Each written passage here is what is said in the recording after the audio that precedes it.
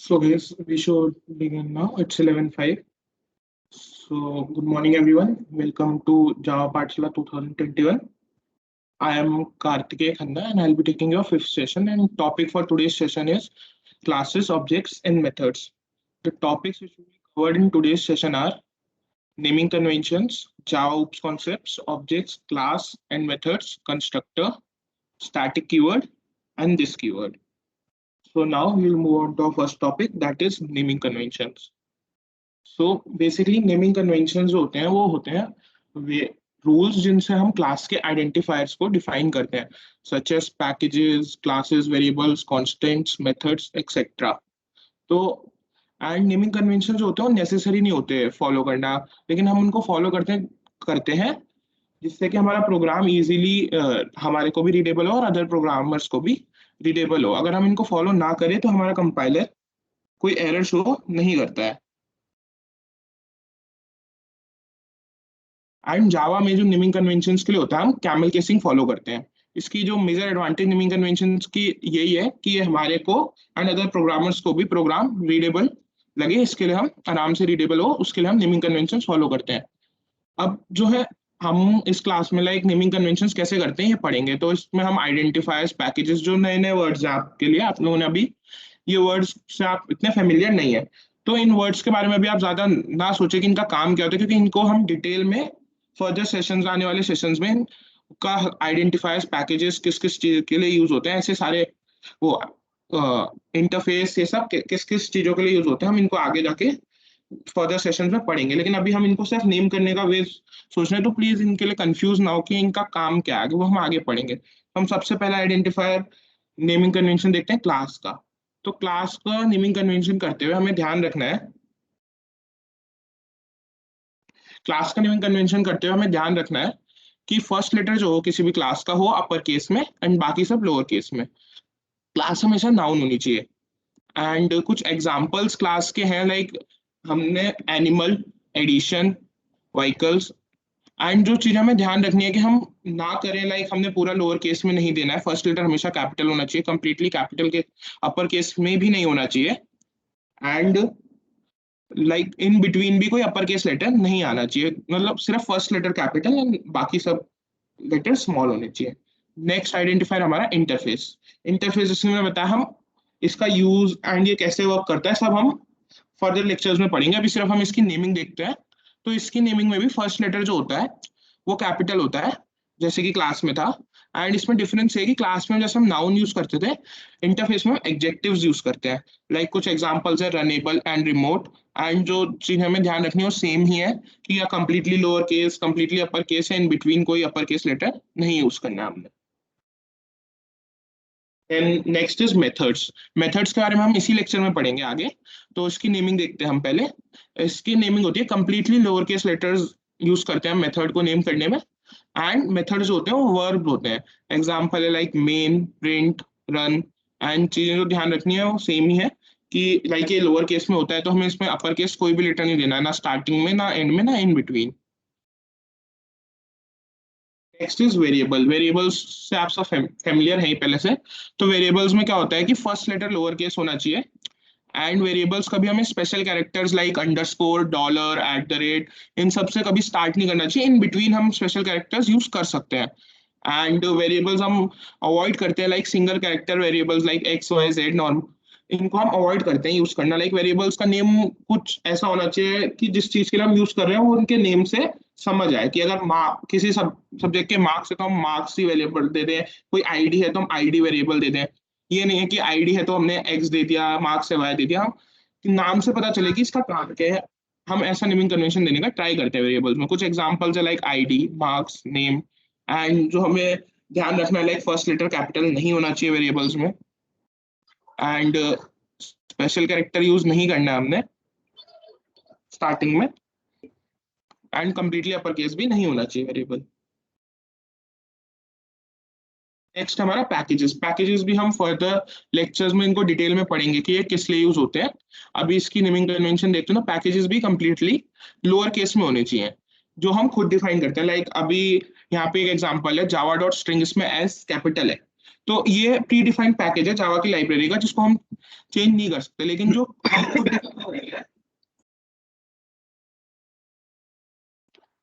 जो हम खुद डिफाइन करते हैं उन पैकेजेस को हम लोअर केस में हमेशा रखना चाहिए। अगर पैकेजेस में दो वर्ड्स हो, लाइक जैसे एग्जांपल में जावा और लैंग दो अलग अलग वर्ड्स है, तो उनको हम सेपरेट करते हैं डॉट से, डॉट ऑपरेटर यूज करते हैं उनको सेपरेट करते हुए।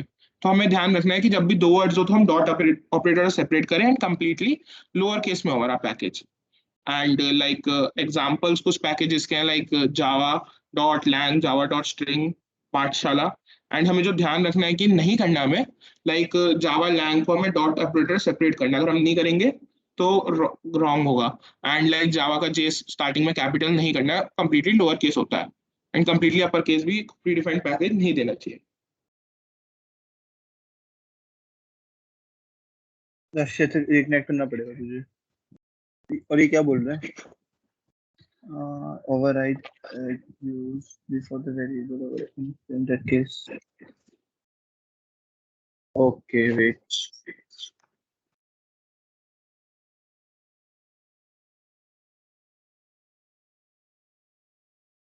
नेक्स्ट हमारा जो नेमिंग कन्वेंशन है वो है कॉन्स्टेंट्स।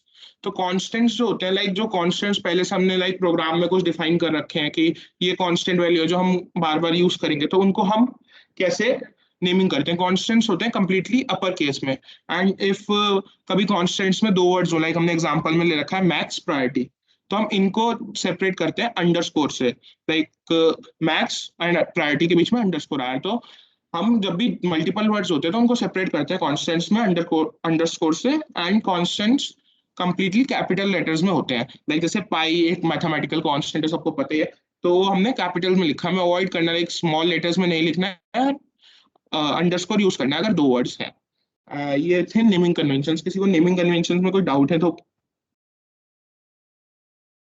बताइए।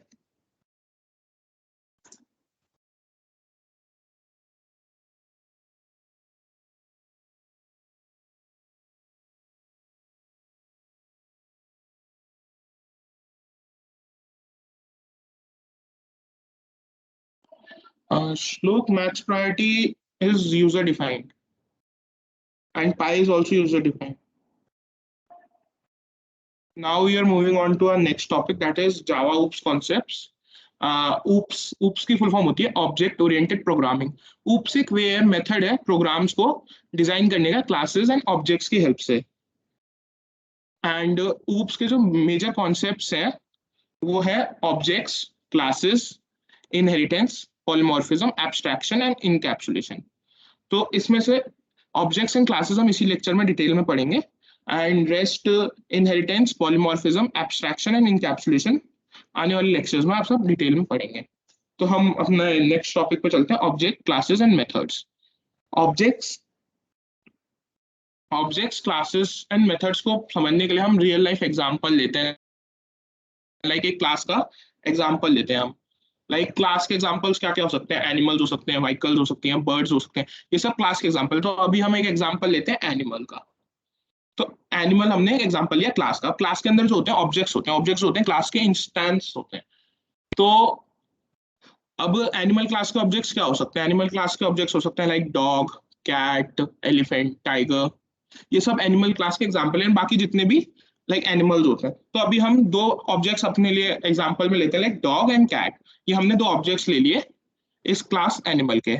तो अब जो है रियल वर्ल्ड में हमेशा सिर्फ ऑब्जेक्ट्स एग्जिस्ट करते हैं, क्लास एग्जिस्ट नहीं करती। लाइक एग्जांपल से जैसे समझते हैं, हमने देखा होगा कि हमारे घर में लाइक पेट्स भी होते हैं, तो डॉग एग्जिस्ट करता है, कैट एग्जिस्ट करता है, हम कभी नहीं लाइक ऐसे नहीं होता कि ये एनिमल है, उसका कोई ना कोई होता है ऑब्जेक्ट। जैसे हमने डॉग और कैट लिया है, कहीं tiger in jungle tiger, elephants वगैरह भी, तो वो पर्टिकुलरली ऑब्जेक्ट्स होते हैं, कभी कोई ये नहीं होता ये एनिमल है।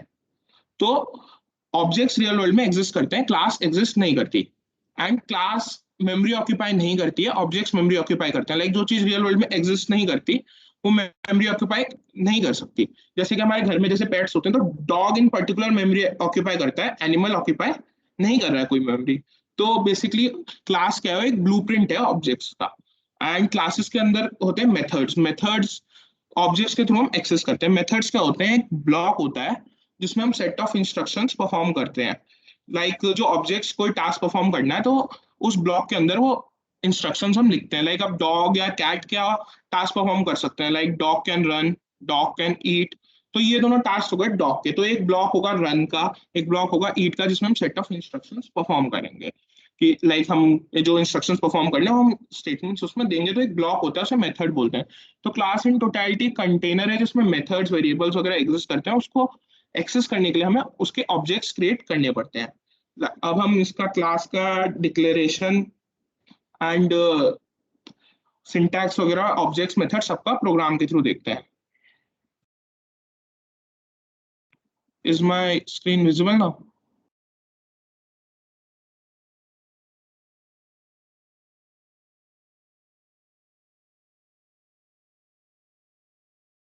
ओके, सो अब हम सबसे पहले एक क्लास क्रिएट करते हैं। तो क्लास क्रिएट करने के लिए जो सिंटैक्स है वो है नॉर्मली क्लास कीवर्ड, सब कुछ स्मॉल में, देन क्लास नेम। लाइक हम एनिमल ही क्लास क्रिएट करते हैं। तो एक हमारी क्लास क्रिएट हो गई एनिमल, एंड ब्रेसेस खोले एंड क्लोज किए। तो बेसिक सिंटैक्स जो क्लास क्रिएट करने का हुआ वो हुआ क्लास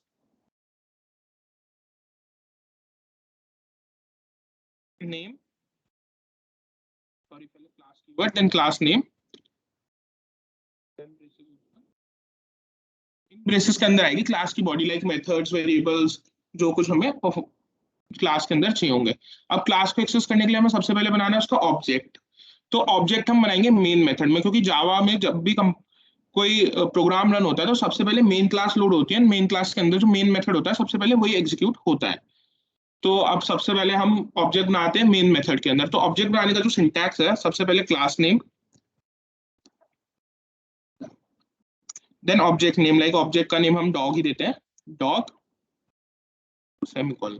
तो ऑब्जेक्ट बनाने के दो स्टेप्स होते हैं। पहला स्टेप होता है हम रेफरेंस क्रिएट करते हैं, उसके बाद उसको एलोकेट करते हैं। तो इस स्टेप में हमने रेफरेंस क्रिएट किया। अब रेफरेंस क्रिएट करने से हमारा ऑब्जेक्ट अभी क्लास को एलोकेट नहीं हुआ है, क्लास को एक्सेस नहीं करता। रेफरेंस का मतलब एक नॉर्मली हम ऐसे कह सकते हैं कि लाइक जैसे हम डाटा वेरिएबल्स डिक्लेयर करते थे इंट ए इंट बी, वैसे हमने एनिमल टाइप का एक वेरिएबल डिक्लेयर कर दिया डॉग, जो ऑब्जेक्ट है इस क्लास का। अब उसको एलोकेट करने के लिए जो इसका जैसे बेसिक सिंटैक्स पहले लिख देते हैं, normally class name, object name. इसके बाद अब जो नेक्स्ट स्टेप है वो हमारा एलोकेट करने का है क्लास को। तो सबसे पहले उसके लिए सिंटैक्स है, पहले object name is equals to new keyword. New keyword से मेमोरी एलोकेट होती है ऑब्जेक्ट को। लाइक जैसे कि बताया था कि मेमोरी हमेशा ऑब्जेक्ट की होती है, क्लास की नहीं होती। तो न्यू कीवर्ड से मेमोरी एलोकेट होती है। उसके बाद फिर से हम क्लास नेम लिखते हैं and then brackets open close and then semicolon. तो सॉरी क्लास नेम, तो ये जो हमने क्लास नेम फिर से लिखा विद ब्रैकेट्स, ये कंस्ट्रक्टर है। कंस्ट्रक्टर क्या होता है वो हम अभी इसी लेक्चर में आगे पढ़ेंगे। तो इससे क्या हुआ, जब कंस्ट्रक्टर हमने लिखा ये class name followed bye brackets, तो अभी ऑब्जेक्ट क्लास को एलोकेट हो गया। इसका जो बेसिक वो है object name equals to new operator follow by class name. तो इससे हमारा ऑब्जेक्ट क्रिएट हो गया। अब हमें मेथड्स का डिक्लेरेशन देखते हैं। तो मेथड्स के डिक्लेरेशन में सबसे पहले मेथड में आता है रिटर्न टाइप।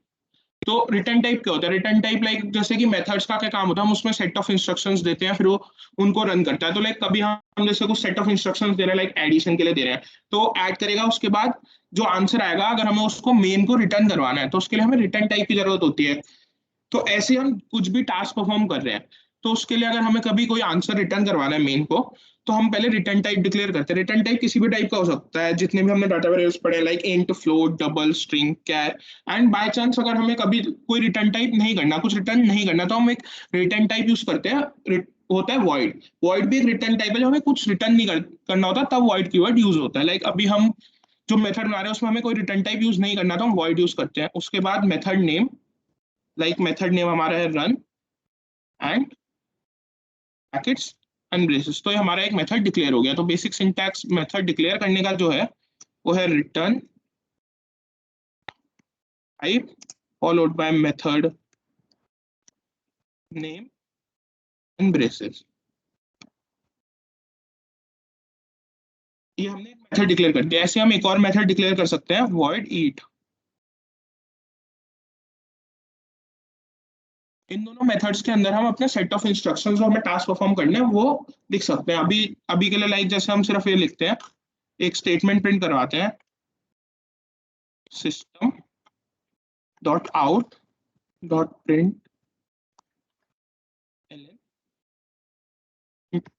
ये स्टेटमेंट आपने पहले भी यूज की है सेम। तो इसमें हम आउटपुट देते हैं like dog dog is running, and same ऐसे एक स्टेटमेंट ईट मेथड में भी प्रिंट करवाते हैं, डॉग इज। तो अब हमने मेथड्स बना दिए, उसका सिंटैक्स देख लिया, क्लास का सिंटैक्स देख लिया, एंड ऑब्जेक्ट क्रिएशन का भी सिंटैक्स देख लिया। अब हम इन मेथड्स को एक्सेस कैसे कर सकते हैं, उसके लिए लाइक ये मेथड्स क्लास के अंदर है तो हमें ऑब्जेक्ट की हेल्प लेनी पड़ेगी। तो उसके लिए जो सिंटैक्स है हमें मेन में लिखना पड़ेगा, लाइक ऑब्जेक्ट का जो भी नेम है, लाइक अभी डॉग है तो dog followed by dot operator. Dot एक ऑपरेटर है जिसकी हेल्प से हम इन मेथड्स को एक्सेस करते हैं, या फिर क्लास के किसी भी वेरिएबल्स को भी ऑब्जेक्ट के थ्रू हम डॉट ऑपरेटर के थ्रू एक्सेस करते हैं। एंड देन मेथड नेम, जो भी मेथड का नाम है, लाइक हम पहले ईट मेथड लेते हैं तो मेथड नेम। तो इसका नॉर्मली जो एक्सेस करने का सिंटैक्स है वो सिंटैक्स हो गया object name followed by dot operator and then method name and then semicolon. And ऐसे ही हम नेक्स्ट मेथड अपना एक्सेस कर सकते हैं लाइक डॉग डॉट रन। ये दोनों स्टेटमेंट्स क्या करेंगे, लाइक सबसे पहले हमारा प्रोग्राम जाएगा मेन मेथड पे। जब रन करेंगे हम इसको तो सबसे पहले हमारा ऑब्जेक्ट क्रिएट होगा क्लास का, उसके बाद डॉग डॉट ईट। तो जब ये स्टेटमेंट कॉल होगी तो हमारा कंपाइलर ईट मेथड को सर्च करेगा क्लास एनिमल में, एंड उसके बाद वो इस स्टेटमेंट को एग्जीक्यूट कर देगा। जो भी सेट ऑफ इंस्ट्रक्शंस होंगे मेथड के अंदर वो एग्जीक्यूट कर देगा, एंड फिर डॉग डॉट रन में जाएगा एंड देन उसको एग्जीक्यूट कर देगा। लाइक हम रन करके देखते हैं इस प्रोग्राम को।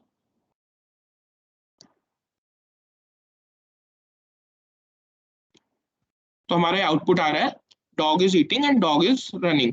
तो हमने जैसे पहले dog is void run declare किया था अपनी क्लास में, जिसका आउटपुट आना चाहिए था डॉग इज रनिंग, लेकिन हमारा पहले डॉग इज ईटिंग इसलिए आया क्योंकि लाइक हमने जब ऑब्जेक्ट्स के थ्रू मेथड्स को कॉल किया क्लास में यहाँ पे, तो हमने पहले वॉइड ईट कॉल किया था, ईट मेथड कॉल किया था, तो पहले एग्जीक्यूशन ईट का होगा। लाइक हमेशा मेथड्स क्लास में किस ऑर्डर पे डिक्लेयर हो रहे हैं उस ऑर्डर में एग्जीक्यूट नहीं होते हैं, जिस ऑर्डर में हम ऑब्जेक्ट्स के थ्रू उनको कॉल कर रहे हैं उस ऑर्डर में वो डिक्लेयर होते हैं। तो इज इट क्लियर, ये प्रोग्राम समझ आया सबको?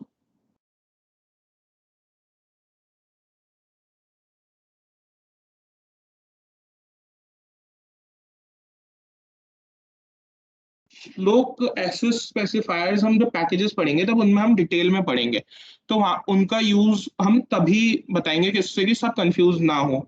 Like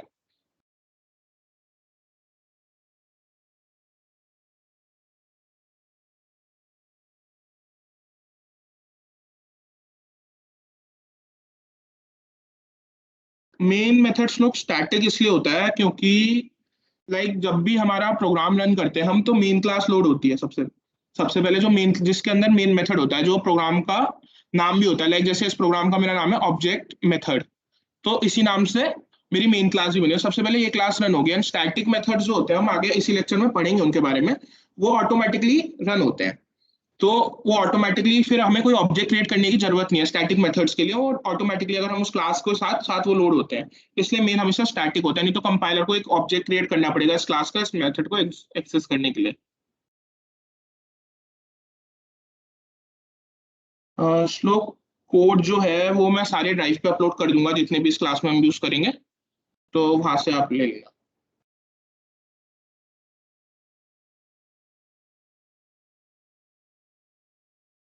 if we do not put public then it will give error.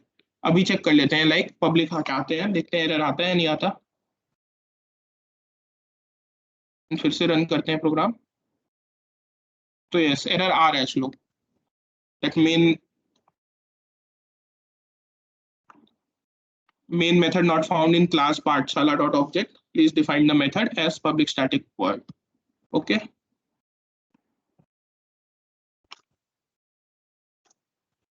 And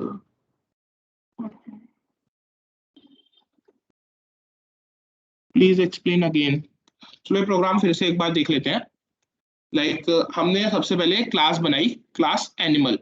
class बनाने का जो सिंटैक्स होता है वो होता है कि सबसे पहले हम क्लास कीवर्ड यूज करेंगे सब कुछ स्मॉल लेटर्स में, देन जो भी हमें क्लास का नेम देना है। क्लास बेसिकली एक यूजर डिफाइंड ब्लॉक या कंटेनर बोल सकते हैं हम, जिसमें हम कुछ सेट ऑफ इंस्ट्रक्शंस परफॉर्म करने हैं। अभी हम क्लास का एक और प्रोग्राम देखेंगे, उससे थोड़ा ज्यादा क्लियर होगा क्लास का काम। अभी तो हमने एक नॉर्मल, हमने जो एग्जांपल लिया था उसी का एक कोड बना के दिखाया है। उसमें हमने क्लास के अंदर एक मेथड डिक्लेयर किया, वॉइड रन। मेथड डिक्लेयर करने का जो सिंटैक्स होता है वो होता है return type, method name and then brackets. उसमें हमने एक स्टेटमेंट प्रिंट करवाई, dog is running, and same वैसे हमने एक और स्टेटमेंट प्रिंट करवाई, डॉग इज ईटिंग, दूसरे मेथड में वॉइड ईट में।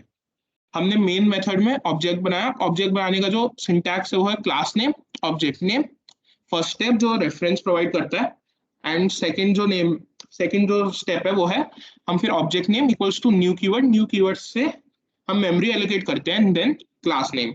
उसके बाद हमने ऑब्जेक्ट से मेथड को एक्सेस करने के लिए दो स्टेटमेंट्स लिखी। फर्स्ट हमने वॉइड ईट को एक्सेस करने के लिए object name dot operator and then method name. ये सिंटैक्स है, हमें कभी भी कोई मेथड क्लास का एक्सेस करना हो तो उस क्लास का ऑब्जेक्ट नेम, उसके बाद dot operator and then method name use करना पड़ता है। ये हमारा सिंटैक्स है मेथड्स को एक्सेस करने का।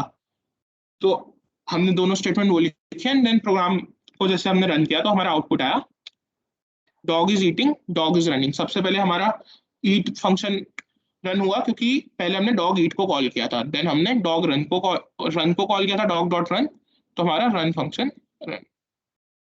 अब क्लियर है?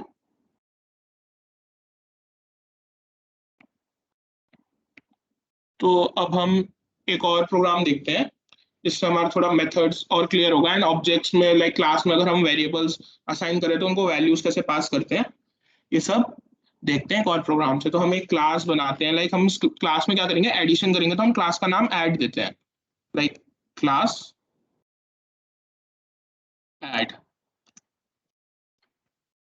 ठीक है, हमने एक क्लास बनाई ऐड, तो अब इसका ऑब्जेक्ट बनाते हैं। तो ऑब्जेक्ट बनाने का जो एक तरीका हमने यहाँ पे दो स्टेप्स यूज किए थे ऑब्जेक्ट बनाने के लिए। इन दोनों स्टेप्स को हम कंबाइंडली एक लाइन में भी लिख सकते हैं।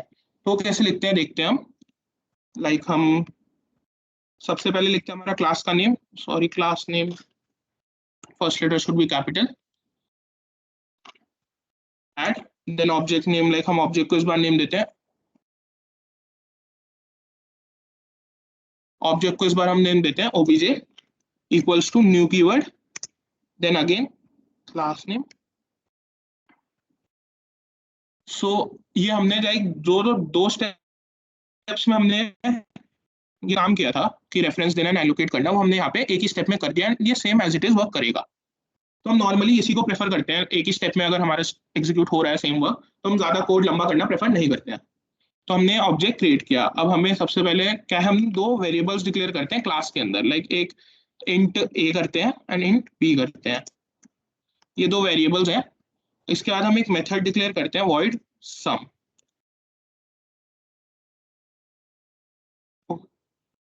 एंड सम के अंदर हम एक वेरिएबल डिक्लेयर करते हैं टोटल, एक वेरिएबल हम डिक्लेयर करते हैं। टोटल में हम क्या करेंगे, total is equals to a plus b, and अब हम इसको डिस्प्ले करवा देंगे सिस्टम डॉट आउट डॉट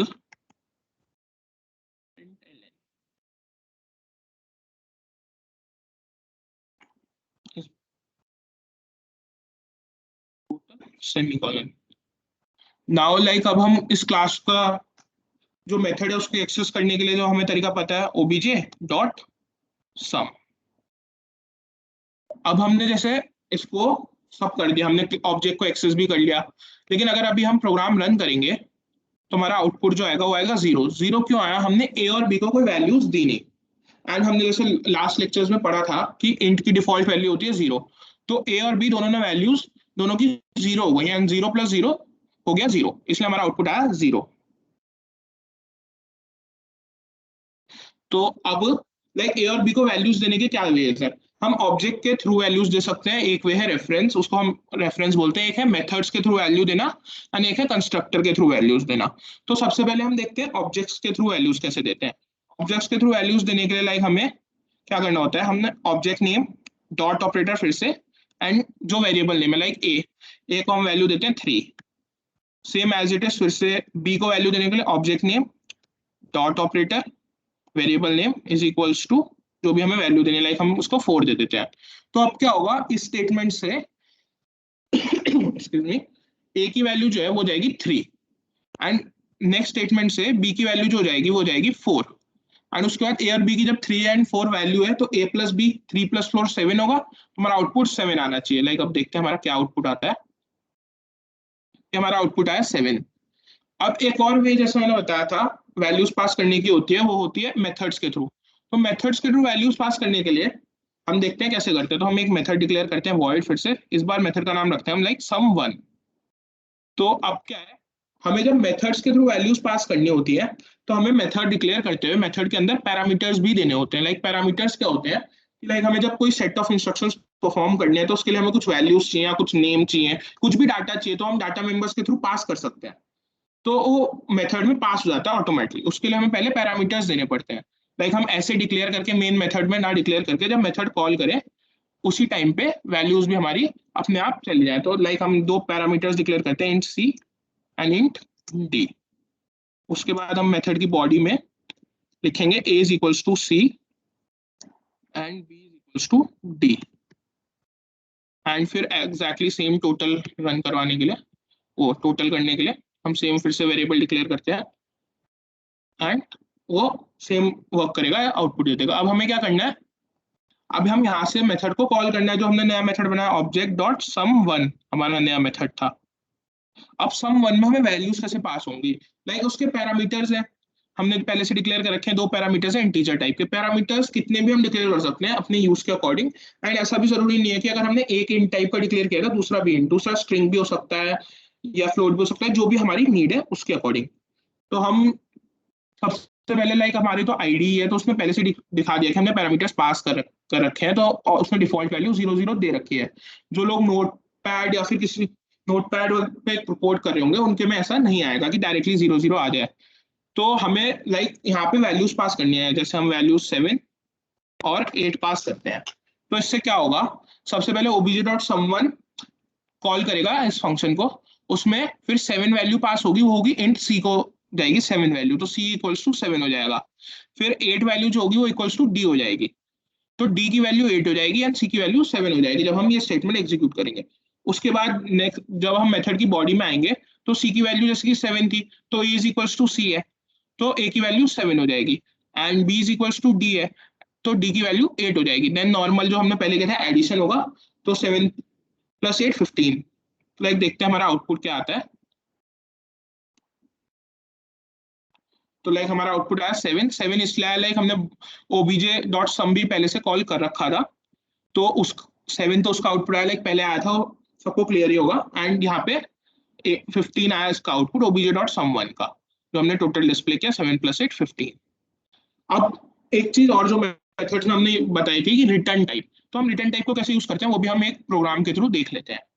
तो हम लाइक एक मेथड क्रिएट करते हैं, उसमें भी हम सम ही करेंगे एंड जो रिटर्न टाइप आएगा लाइक हमारा जो इंटीजर आ रहा है हम उसको मेन मेथड में रिटर्न करेंगे, मेन मेथड से डिस्प्ले कराएंगे। तो देखते हैं हम कैसे करते हैं। लाइक हम पहले मेथड डिक्लेयर करते हैं, तो उसके लिए सबसे पहले रिटर्न टाइप जो हमने इंट रखना है, उसके बाद सम टू एंड हमने मेथड डिक्लेयर कर दिया। रिटर्न टाइप उन मेथड्स का भी हो सकता है जो मेथड्स हमारे क्या कहते हैं विदाउट पैरामीटर्स हैं, विद पैरामीटर्स है, दोनों का हो सकता है। यहाँ पे हम विदाउट पैरामीटर्स वाले मेथड का रिटर्न टाइप चेक कर रहे हैं कि रिटर्न टाइप कैसे यूज होता है। तो सबसे पहले हमने ये किया कि हमने अपना मेथड डिक्लेयर किया return type, then method name, then braces. उसके बाद हमें फिर से same int total, then total is equals to a plus b and यहाँ पे लाइक अभी तक हम प्रिंट करवा रहे थे, इस स्टेटमेंट इस मेथड में भी हम प्रिंट भी करवा सकते हैं। लाइक अगर हमें प्रिंट करवा के देखना है तो system dot out dot print total,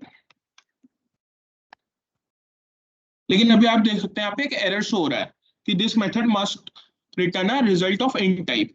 तो हमें रिटर्न करने के लिए क्या करना पड़ता है, रिटर्न करने के लिए हम लिखते हैं कीवर्ड रिटर्न एंड जो भी हमारा डाटा वेरिएबल हो, लाइक जिस भी टाइप का हमें डिक्लेयर किया उसी टाइप का हमें रिटर्न करना चाहिए, रिटर्न करना होता है, नहीं तो एरर आएगा। लाइक अगर मैंने इंट टाइप का वेरिएबल में रिटर्न करता हूँ और मैं यहाँ पे लिख देता हूँ फ्लोट रिटर्न टाइप है, तो भी ये एरर शो करेगा, जैसे कि हम टोटल रिटर्न कर रहे हैं।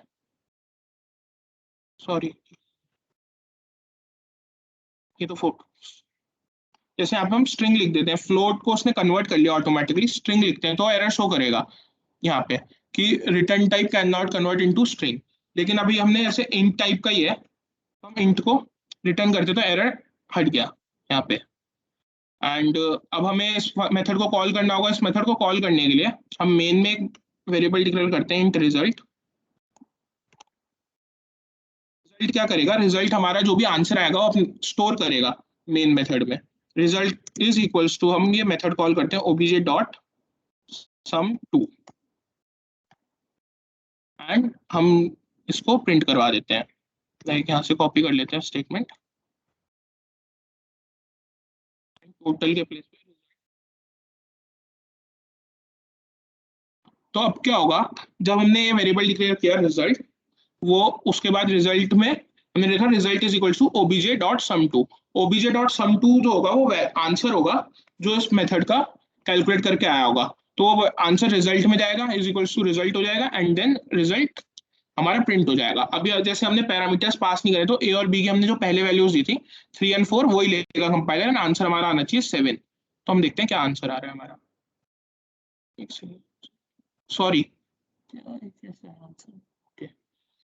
ओके, ए एंड बी की वैल्यूज पहले सम वन में भी जो डिक्लेयर हो रखी थी कंपाइलर ने वही ली। अगर अगर हमें लाइक अगर हम ये स्टेटमेंट कमेंट आउट कर दें तो हमारा आंसर आएगा 7, क्योंकि ए और बी की हमने वैल्यूज ओवरराइड कर दी थी obj डॉट सम वन में। तो अब हमारा 7 आया, और 3 बार 7 इसलिए आया क्योंकि फर्स्ट टाइम 7 आया हमारा सम वन जो हमने प्रोग्राम ये बना रखा था उसका आउटपुट डिस्प्ले हुआ, ये वाला इस प्रोग्राम का आउटपुट डिस्प्ले हुआ फर्स्ट टाइम। सेकेंड टाइम में जो हमने 7 आया वो आया इस प्रोग्राम की वजह से, जो ये प्रोग्राम है हमारा, इसमें हमने एक बार स्टेटमेंट प्रिंट करवाने की इसके अंदर भी लिख रखी है, तो एक बार 7 उसकी वजह से आया, एक टाइम ये रिजल्ट जो डिस्प्ले हुआ।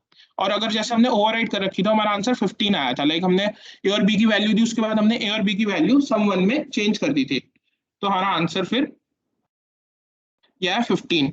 ऐसा इसलिए हो, लाइक जो वेरिएबल्स का स्कोप है, वेरिएबल्स ए और बी हमने इंस्टेंस वेरिएबल्स डिक्लेयर कर रखे हैं बाहर मेथड के, तो ये पूरी क्लास एक्सेस कर सकती है इन वेरिएबल्स को। अगर ए और बी सम वन के अंदर ही होते तो ए और बी की वैल्यूज चेंज ना होती सम वन के जो मेथड्स में हमने पैरामीटर्स पास किए थे उसके अकॉर्डिंग। ये स्कोप ऑफ वेरिएबल्स जो होता है हमने लास्ट लेक्चर्स में पढ़ा ही होगा, एंड किसी को उसमें डाउट है तो कोई पूछ सकता है, एंड ये प्रोग्राम्स में किसी को कोई डाउट है तो वही पूछ लीजिए।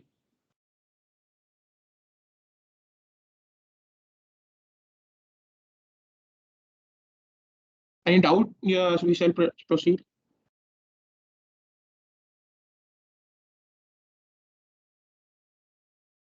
ओके, सो हम नेक्स्ट टॉपिक पे चलते हैं अपना। जो हमारा नेक्स्ट टॉपिक है वो है टाइप्स ऑफ मेथड्स। तो मेथड्स होते हैं दो टाइप के, एक होता है प्री डिफाइंड मेथड एंड एक होता है user defined method. Pre defined methods जो होते हैं वो जावा की लाइब्रेरीज में पहले से ही डिक्लेयर्ड होते हैं।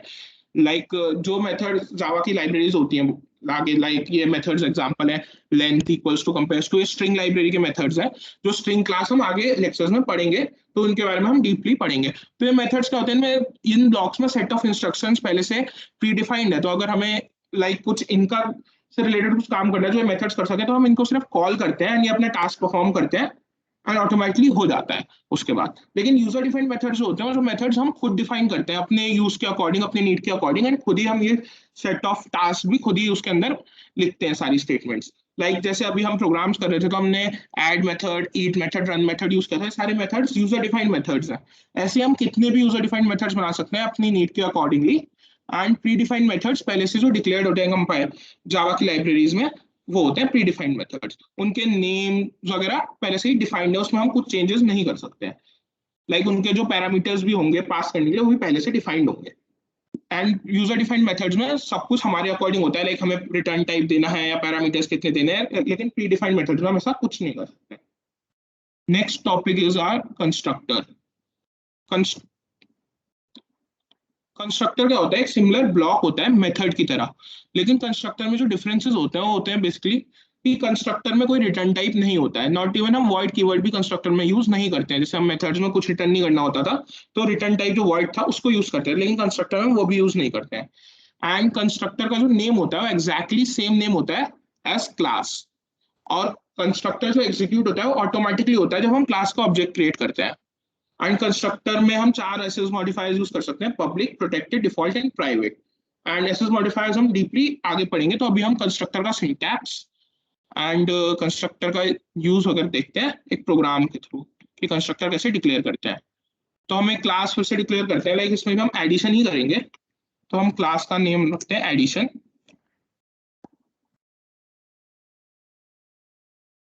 एंड इस क्लास के अंदर हम पहले कंस्ट्रक्टर बनाते हैं। कंस्ट्रक्टर से बताता है क्लास का ही नेम होता है, जो वही हमें कंस्ट्रक्टर का ही नेम रखना होता है, बाकी रिटर्न टाइप कुछ नहीं होता कंस्ट्रक्टर का, बाकी डिक्लेरेशन सेम मेथड की तरह ही है। एंड एक ये ब्लॉक होता है जिसमें हम टास्क परफॉर्म कर सकते हैं, बस ये कुछ रिटर्न नहीं करेगा, बाकी हम कुछ भी कर सकते हैं टास्क परफॉर्म। एंड लाइक अब हम एक ऑब्जेक्ट बनाते हैं, हमेशा क्लास को एक्सेस करने के लिए ऑब्जेक्ट बनाना पड़ता है, तो ऑब्जेक्ट क्रिएट करते हैं addition OBJ object name equals to new.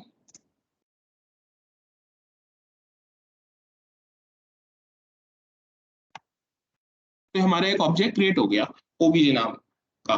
तो अब जो होता है लाइक हमें जैसे पहले मेथड्स जो होते थे उसको उनको एग्जीक्यूट करने के लिए हमें क्या करना पड़ता था कि हमें पहले उनको डॉट ऑपरेटर के थ्रू मेथड नेम से कॉल करना पड़ता था उनको एक्सेस करने के लिए। लेकिन कंस्ट्रक्टर में क्या होता है, जैसे हमने ऑब्जेक्ट क्रिएट किया तो हमने यहाँ पे कंस्ट्रक्टर को भी ऑटोमेटिकली कॉल कर लिया। तो लाइक अभी हम देखते हैं, हम कोई कुछ को कॉल नहीं करेंगे, एक स्टेटमेंट लिखते हैं हम कंस्ट्रक्टर के अंदर, system dot out dot print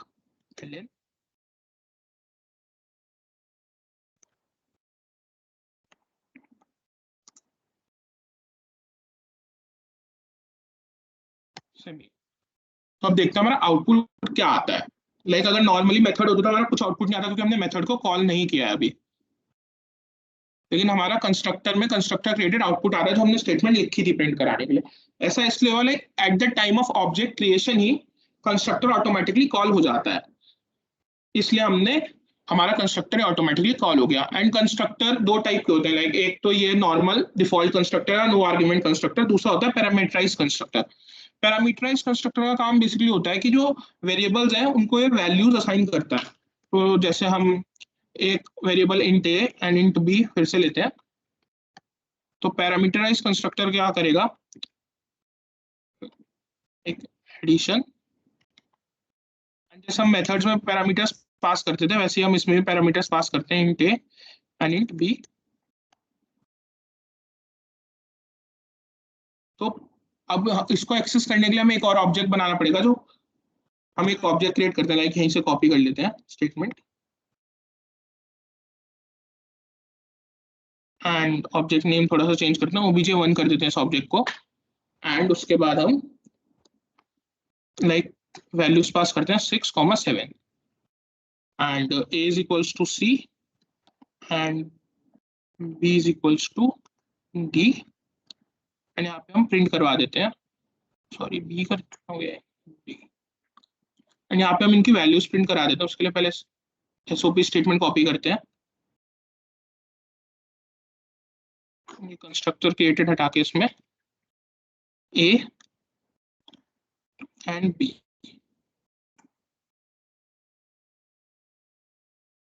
तो हम देखते हैं क्या हमारा आउटपुट आता है। Constructor created then 6 and 7। Constructor created इसलिए आया जब हमने obj1 कॉल, obj से ये वाला कंस्ट्रक्टर कॉल हुआ था, जब obj ऑब्जेक्ट क्रिएट हुआ था तो सबसे पहले फिर ये वाला एग्जीक्यूट होगा, तो इसका आउटपुट आया कंस्ट्रक्टर क्रिएटेड। उसके बाद नेक्स्ट ऑब्जेक्ट obj1 जो बना उससे हमारा पैरामीटराइज्ड कंस्ट्रक्टर कॉल हुआ। पैरामीटराइज्ड कंस्ट्रक्टर ने वर्क सेम किया जैसे मेथड्स में पैरामीटर्स पास होते थे, लाइक c को वैल्यू 6 असाइन हुई एंड d को वैल्यू 7 असाइन हुई and a is equals to c and b is equals to d से a की वैल्यू 6 हुई एंड b की वैल्यू 7 हुई एंड हमने उनको प्रिंट करवा दिया, तो 6 और 7 हमारा आउटपुट आ गया।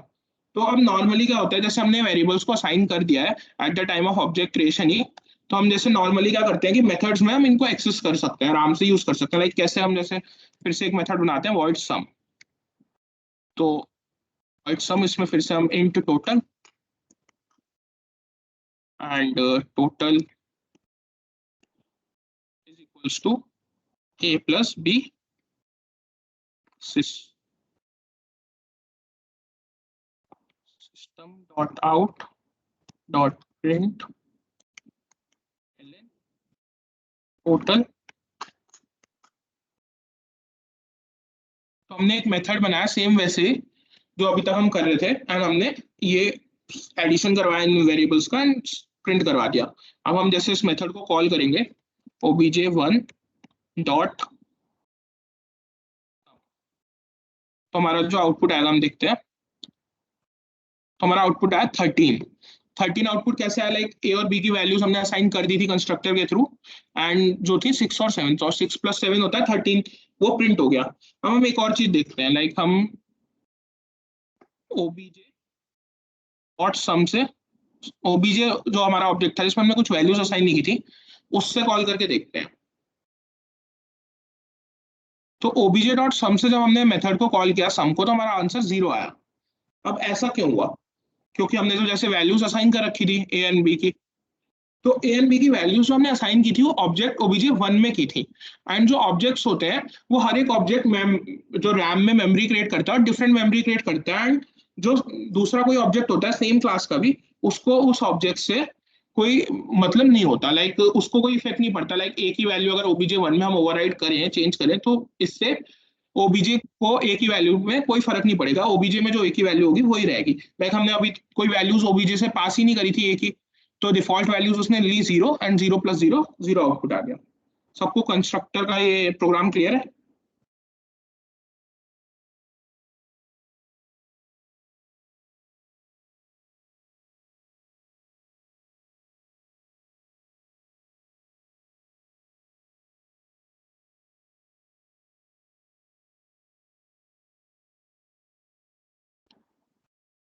तो हम अपना नेक्स्ट देखते हैं कंस्ट्रक्टर के यूज। कंस्ट्रक्टर का यूज जो होता है, एक तो होता है ऑब्जेक्ट को इनिशियलाइज करना है, जो जैसे हमने देखा था कि ऑब्जेक्ट इनिशियलाइज करते हुए जो हमारी स्टेटमेंट थी उसमें हम कंस्ट्रक्टर लिखते थे न्यू कीवर्ड के बाद। एंड एक पैरामीटराइज कंस्ट्रक्टर को हम यूज करते हैं वेरिएबल्स को वैल्यूज असाइन करने के लिए। एंड कंस्ट्रक्टर में हम वो भी टास्क परफॉर्म कर सकते हैं, लाइक जो हमें मेथड को, किसी भी मेथड को कॉल करने से पहले कुछ टास्क परफॉर्म करने हैं, तो लाइक प्रिंट करना है कुछ या कोई सेट ऑफ इंस्ट्रक्शंस परफॉर्म करने हैं, वो टास्क भी हम कंस्ट्रक्टर्स में परफॉर्म कर सकते हैं। Types of constructors. कंस्ट्रक्टर्स दो टाइप के होते हैं, डिफॉल्ट और पैरामीटराइज्ड। डिफॉल्ट कंस्ट्रक्टर को नो आर्गुमेंट कंस्ट्रक्टर भी बोलते हैं। डिफॉल्ट कंस्ट्रक्टर लाइक जैसे हमने प्रोग्राम में देखते हैं, हमने कौन सा डिफॉल्ट है, हमने दोनों बनाया है। तो हमारे जैसे प्रोग्राम है, इसमें ये वाला कंस्ट्रक्टर जो जिसमें हमने कोई पैरामीटर्स पास नहीं करे हैं, ये नो आर्गुमेंट कंस्ट्रक्टर है। डिफॉल्ट कंस्ट्रक्टर भी है। नो आर्गुमेंट तो समझ आ रहा होगा, लाइक हमने पैरामीटर्स को आर्गुमेंट्स बोलते हैं, तो आर्गुमेंट्स पास नहीं किए, इससे हमने नो आर्गुमेंट बोला। Excuse me. लेकिन हमने उसको डिफॉल्ट इसलिए बोलते हैं, लाइक जैसे हमने पहले जो हम जितने भी प्रोग्राम्स अभी तक रन किए हैं, लाइक हमने इसमें ऐड क्लास बनाई थी इस प्रोग्राम में, लेकिन ऐड का हमने कोई कंस्ट्रक्टर नहीं बनाया था, लेकिन हम कॉल जरूर कर रहे थे कंस्ट्रक्टर को। तो लाइक क्या हो रहा था कि जावा बैकएंड पे अपने कंपाइलर में ऑटोमेटिकली कंस्ट्रक्टर क्रिएट कर रहा था, एंड वो कॉल हो रहा था, जो हमें यहाँ पे प्रोग्राम की वर्किंग में नहीं दिख रहा है। तो इसलिए वो बाय डिफॉल्ट कंस्ट्रक्टर क्रिएट हो रहा था, इसलिए इसको डिफॉल्ट कंस्ट्रक्टर भी बोलते हैं। पैरामीटराइज कंस्ट्रक्टर होता है ये वाला कंस्ट्रक्टर जिसमें हम पैरामीटर्स पास कर रहे हैं, उस कंस्ट्रक्टर को पैरामीटराइज कंस्ट्रक्टर बोलते हैं।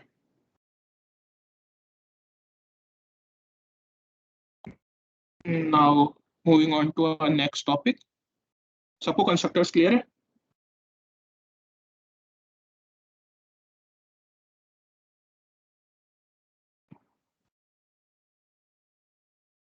और guys, तो हम आगे बढ़ते हैं।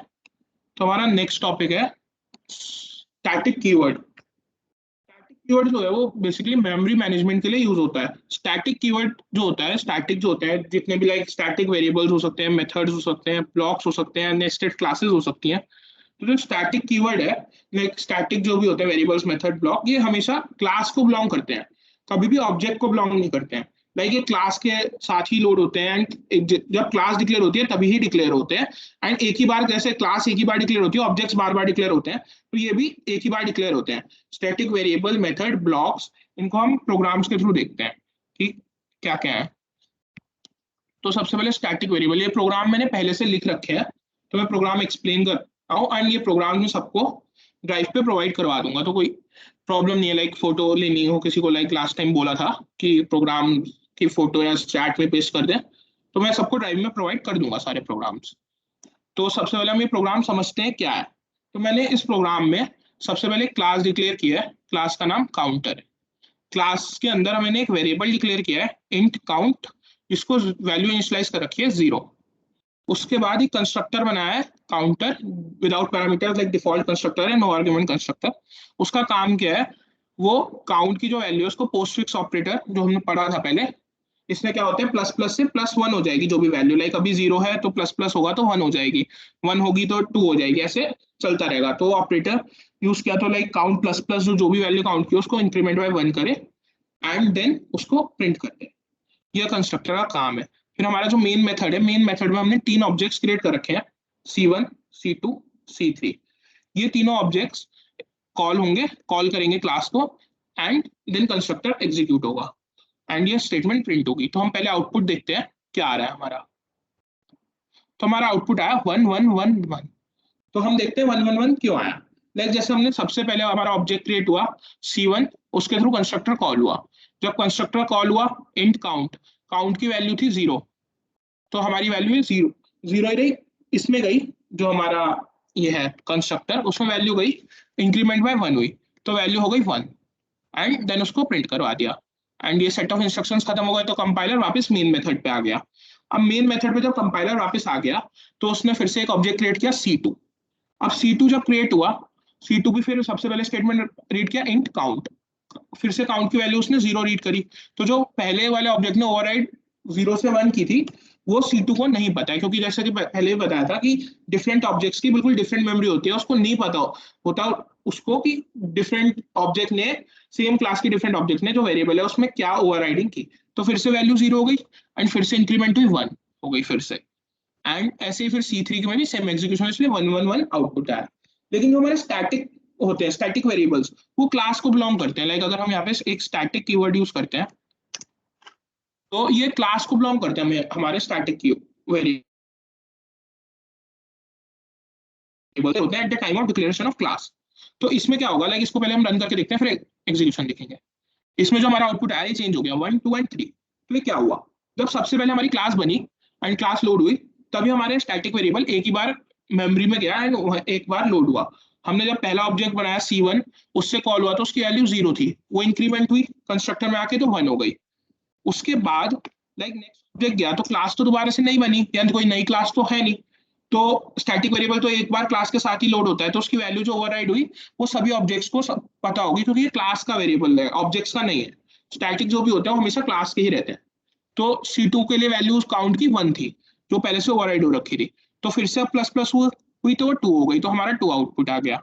एंड देन सेम फिर C3 के लिए जो वैल्यू थी वो हमारी 3 होगी, क्योंकि जैसे 2 थी जब C3 क्रिएट हुआ तो उसमें प्लस प्लस हुई तो 3 हो गई। तो ऐसा हमारा स्टैटिक वेरिएबल से वैल्यूज चेंज हो गई। तो स्टैटिक वेरिएबल का बेसिकली यूज क्या है, तो हमने समझने के लिए कि वर्क कैसे करता है वो देखा। बेसिकली इसका यूज वहां आता है लाइक जैसे हम किसी कंपनीज में या किसी स्कूल कॉलेजेस में हम कोई डाटाबेस बना रहे हैं जिसमें लिस्ट है, लिस्ट ऑफ स्टूडेंट्स, लाइक हम क्लास में मान लेते हैं तो उनकी स्कूल नेम और क्लास नेम तो सेम है, लाइक 50 स्टूडेंट्स है एक क्लास में, तो उनका क्लास नेम और स्कूल नेम तो सेम है। तो हम वो स्टैटिक उसमें डिक्लेयर कर सकते हैं कि लाइक क्लास 12th उनकी क्लास हो गई, तो वो हमने एक स्टैटिक वेरिएबल डिक्लेयर कर दिया कि क्लास सबकी 12th है, स्कूल नेम जो भी उनका स्कूल नेम है लाइक XYZ वो उनका स्कूल नेम हो गया। तो लाइक नहीं तो अगर हम हर ऑब्जेक्ट के लिए लाइक नेम, रोल नंबर वगैरह सब चेंज होंगे तो उनको हम दोबारा दोबारा डिक्लेयर करना पड़ेगा। लेकिन लाइक स्कूल नेम और क्लास नेम सेम है तो उनको हमें दोबारा डिक्लेयर करने की जरूरत नहीं है। अगर हम उनको हर ऑब्जेक्ट के लिए दोबारा डिक्लेयर करेंगे तो वो जितने टाइम लाइक 50 स्टूडेंट्स अगर हम लेके चल रहे हैं तो 50 टाइम्स ज्यादा मेमोरी लेगा कंपेरेटिवली स्टैटिक कीवर्ड के। इसको हम लाइक एक प्रोग्राम से देखते हैं। जो ये प्रोग्राम है ये मैंने एक क्लास बनाई है जावा पाठशाला के नाम से। इसमें वेरिएबल्स है int serial number, string name and string program Java Pathshala. And एक कंस्ट्रक्टर है जिसमें वैल्यूज पास हो रही है सीरियल नंबर और नेम की, एंड फिर वो डिस्प्ले करवा दे रहा है नेम, सीरियल नंबर और प्रोग्राम। तो अनमेन मेथड में 6 मैंने ऑब्जेक्ट्स क्रिएट कर रखे हैं जिसमें हमने सब हमारे बेसिकली जावा पाठशाला के मेंटोर्स का ही नाम एंड सीरियल नंबर लिख रखा है। तो अगर हम इस प्रोग्राम को रन करते हैं, हमने स्टैटिक कीवर्ड यूज नहीं किया है, तो हमें इसका आउटपुट जैसा दिख रहा है कि हमारा आउटपुट आ रहा है लाइक सीरियल नंबर 1 विशाल, प्रोग्राम जावा पाठशाला, सीरियल नंबर 2 हार्दिक, जावा पाठशाला, सीरियल नंबर 3 तन्मय, जावा पाठशाला, ऐसा हमारा आउटपुट आ रहा है। अगर हम स्टैटिक कीवर्ड यूज करते हैं तो क्या होगा? स्टैटिक कीवर्ड यूज करने से हमारा आउटपुट कुछ चेंज नहीं होगा। डिफरेंस क्या होगा? वो होगा हमारा प्रोग्राम ने मेमोरी कितनी ली। लाइक सेम देखो, सेम आउटपुट है, सीरियल नंबर 1 विशाल, नंबर 2 हार्दिक, नंबर 3 तन्मय, सेम ही आउटपुट है। लेकिन हमारा क्या हुआ, जो प्रोग्राम ने रैम में मेमोरी ऑक्यूपाई की वो 6 टाइम्स कम हो गई एक वेरिएबल की। मतलब जैसे हमने स्टैटिक यूज नहीं किया था तो जितनी बार like mentor 1, mentor 2, mentor 3 call हो रहे थे, उतनी बार ही स्ट्रिंग प्रोग्राम भी एक वेरिएबल क्रिएट हो रहा था, एंड जिसका काम सिर्फ आंसर सिर्फ जावा पाठशाला ही था वो प्रिंट करना, क्योंकि हम सबका प्रोग्राम तो सेम ही है जावा पाठशाला। तो ये 6 टाइम्स इस वेरिएबल ने मेमोरी ज्यादा ऑक्यूपाई करी। लेकिन जैसे हमने स्टैटिक को इसको डिक्लेयर कर दिया, उसने मेमोरी एक ही बार ऑक्यूपाई करी जब क्लास लोड हुई उसके साथ। एंड ये हम बेसिकली मेमोरी मैनेजमेंट के लिए यूज होता है स्टैटिक कीवर्ड। एंड जो अच्छे प्रोग्राम्स होते हैं आगे, लाइक हम कॉम्पिटिटिव प्रोग्रामिंग करेंगे तो उसमें जो अच्छे प्रोग्राम बन जाते हैं, लाइक आउटपुट दो लोगों ने प्रोग्राम बनाया, दोनों का आउटपुट आ गया, तो बेटर किसका है? बेटर चेक होता है like time complexity and space complexity. ये क्या होते हैं हम डिटेल में तो आगे एल्गोरिथम्स पढ़ेंगे डाटा स्ट्रक्चर में, तब पता चलेगा। बेसिक आइडिया लाइक ये है कि जो कम से कम टाइम में रन हो जाए एंड कम से कम स्पेस ऑक्यूपाई करे, ये होते हैं स्पेस कॉम्प्लेक्सिटी और टाइम कॉम्प्लेक्सिटी। तो स्पेस कॉम्प्लेक्सिटी इंप्रूव करने में हमें हेल्प करता है static variable. Static variable clear है सबको?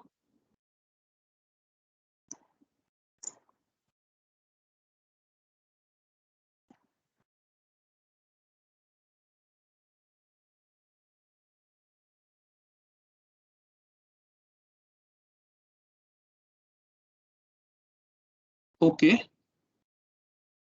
सो हम नेक्स्ट मूव ऑन करते हैं अपना स्टैटिक मेथड पे। स्टैटिक मेथड के लिए मैंने एक प्रोग्राम लिख रखा है पहले से ही, उसका इसमें क्या किया है, क्लास बनाई है स्टैटिक नाम से ही, उसमें एक प्रोग्राम डिक्लेयर किया है स्टैटिक वॉइड डिस्प्ले। लाइक हम नॉर्मली जैसे मेथड डिक्लेयर करते थे तो कैसे डिक्लेयर करते हैं, नॉर्मली ऐसे मेथड हमारा डिक्लेयर हो गया। लेकिन अगर हमें स्टैटिक मेथड यूज करना है तो हमने स्टैटिक कीवर्ड लगाया तो ये मेथड स्टैटिक बन गया।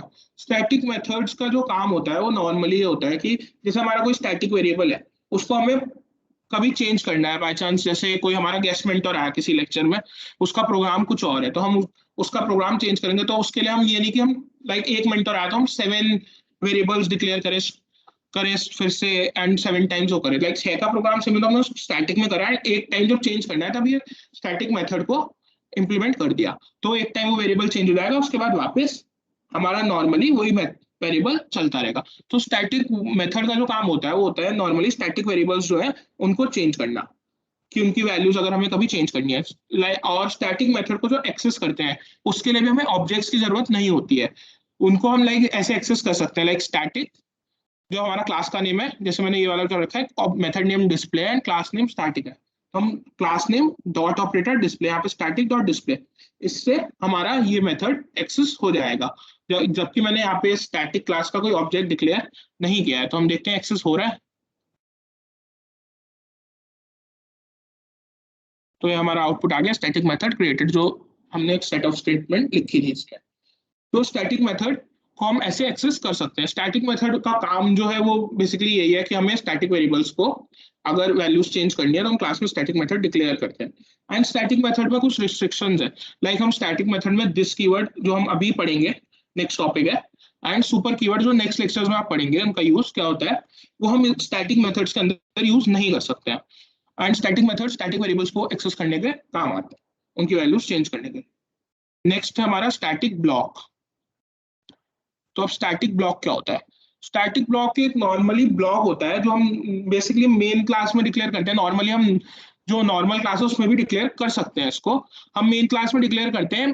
ब्लॉक जो होता है मेन मेथड से भी पहले कॉल हो जाता है, ऑटोमेटिकली कॉल होता है अगर हम मेन क्लास में डिक्लेयर करते हैं। और अगर हम नॉर्मली कोई यूजर डिफाइंड क्लास में डिक्लेयर करते हैं तो हमें जैसे ऑब्जेक्ट क्रिएट होता है क्लास का, तो सबसे पहले static keyword static block call होता है। एंड पहले के जो जेडीकेस थे, पहले के जो वर्जन्स थे, उसमें अगर हम मेन डिक्लेयर ना भी करें, मेन क्लास के अंदर से स्टैटिक क्लास डिक्लेयर करें, तो हमें हमारा प्रोग्राम रन हो जाता था। लेकिन अब जैसे अपडेटेड वर्जन्स ऑफ जेडीकेस में हमें मेन मेथड डिक्लेयर करना जरूरी है। तो ये जो मेथड है, अभी तक हम कह रहे थे सबसे पहले कंपाइलर मेन मेथड को एग्जीक्यूट करता है। लेकिन जब हम कभी भी स्टैटिक ब्लॉक एग्जीक्यूट कर रहे हैं, स्टैटिक ब्लॉक हमने मेंशन किया है, तो हम उसको सबसे पहले कंपाइलर उसको करता है रन, उसके बाद मेन मेथड पे आता है। इसका बेसिकली मेजर काम भी होता है, लाइक हमें कोई कॉन्स्टेंट्स वगैरह डिक्लेयर करना है, कुछ वेरिएबल है, कोई टास्क मेन से भी पहले एग्जीक्यूट करना है हमें, मेन मेथड से भी पहले, तो हम उसको स्टैटिक ब्लॉक के अंदर रखते हैं। एंड जैसे हमने रन किया, तो सबसे पहले हमारा आउटपुट आया static block is invoked, and then main का जो इंस्ट्रक्शन थे हेलो मेन वो आया। एंड हमारा स्टार्टिंग में क्वेश्चन आया था कि मेन के आगे हम स्टैटिक क्यों लगाते हैं, तो उसका रीजन भी ये है कि स्टैटिक ब्लॉक मेन के आगे जब हम स्टैटिक लगाते हैं, स्टैटिक मेथड के रूप बन गया, and static method class load होते ही ऑटोमेटिकली रन हो जाते हैं। तो जैसे मेन क्लास, जैसे सबसे पहले हमारा कंपाइलर मेन क्लास ही लोड करता है। मेन क्लास वही क्लास होती है जो जिस क्लास से हमारा प्रोग्राम सेव हो, स्टैटिक ब्लॉक अगर हमारा मेन क्लास का नाम है, तो हम हमारे प्रोग्राम का नाम भी स्टैटिक ब्लॉक ही होगा। देख सकते हैं स्टैटिक ब्लॉक ही है, तो मेन क्लास और प्रोग्राम का नाम नॉर्मली सेम ही होता है। तो और सबसे पहले हमारी यही क्लास रन होती है, ऑटोमेटिकली स्टैटिक कीवर्ड हम यूज करते हैं, तो ऑटोमेटिकली मेन मेथड रन हो जाता है। उसके लिए हमें कोई ऑब्जेक्ट बनाने की जरूरत नहीं है, इसलिए हम स्टैटिक कीवर्ड यूज करते हैं। And static block methods variable में से किसी को कोई डाउट है?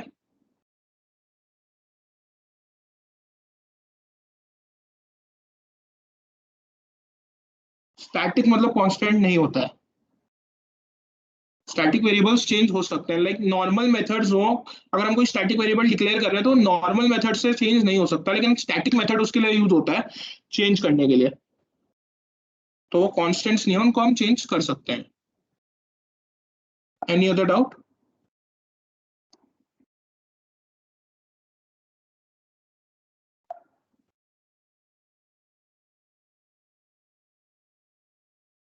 सो अपना नेक्स्ट टॉपिक पे चलते हैं, जो लास्ट टॉपिक हमारी क्लास का, दैट इज दिस कीवर्ड।